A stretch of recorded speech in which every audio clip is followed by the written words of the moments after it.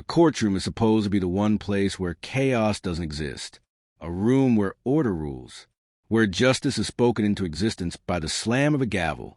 But on some rare and terrifying days, the walls of safety crack. And the very person holding that gavel, the figure meant to embody authority and control, becomes a target of violence. This is not just a story about justice.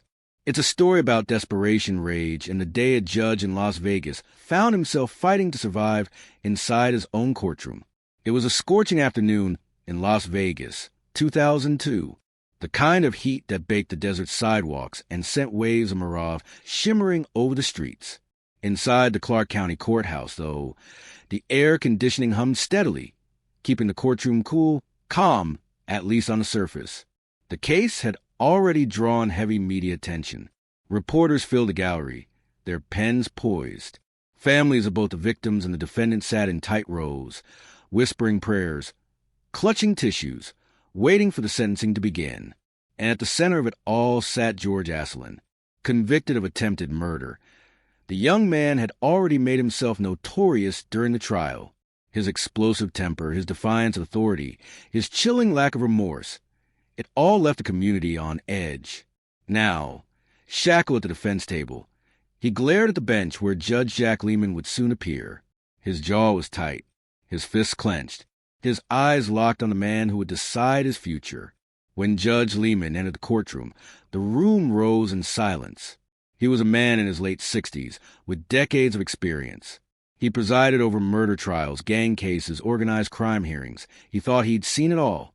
But nothing in his long career could prepare him for what was about to happen. The judge adjusted his glasses, opened the sentencing papers, and began to read. His tone was steady, firm, but not cruel. He outlined the crime, the brutality of the attack, the damage done to the victim, the fear that spread in the community. The families listened intently. The reporters scribbled every word. Deputies stood watch, hands resting near their holsters. And at the defense table, Asselin stared, his chest rising and falling with rapid breaths. Then came the words that sealed it. George Asselin, you are hereby sentenced to life in prison without the possibility of parole.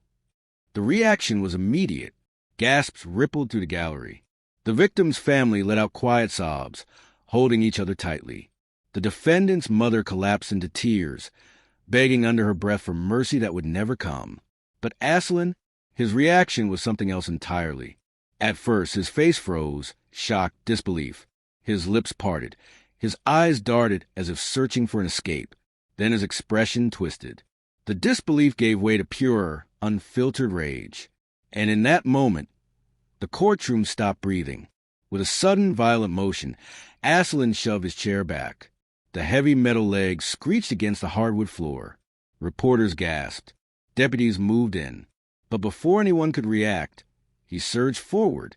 In one terrifying motion, he vaulted over the defense table. His shackles clanged as he hurled his body toward the bench, toward the judge. Order! Order! Judge Lehman shouted, pounding his gavel, but his voice was swallowed by chaos. Asselin's hand slammed onto the judge's desk, scattering papers into the air. His face was twisted with fury, his voice cracking as he screamed. You can't do this to me. You can't take my life. Deputies lunged, but he clawed at the bench, pulling himself higher, his eyes burning into the judge. The courtroom erupted into chaos. Families screamed. Lawyers ducked. A reporter's notebook clattered to the floor.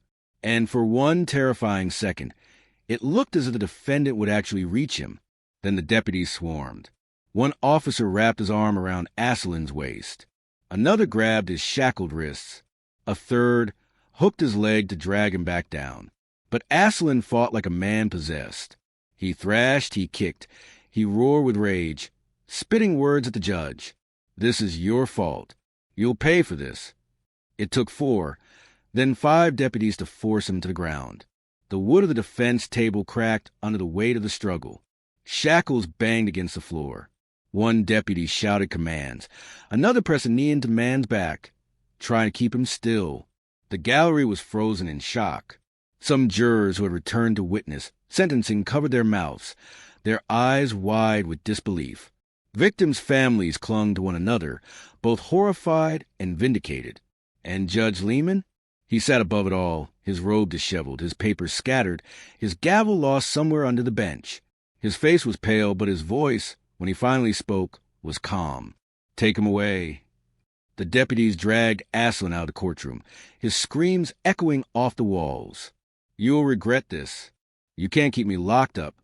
The echoes faded as a heavy door slammed shut, but the silence that followed was heavy, suffocating. Judge Lehman took a breath, straightened his robe, and addressed the courtroom. His words were short, sharp, and unforgettable. "Justice has been served. This court is adjourned." The gavel struck once, hard enough to echo, and that was it. The attack lasted less than a minute, but its impact would last for years.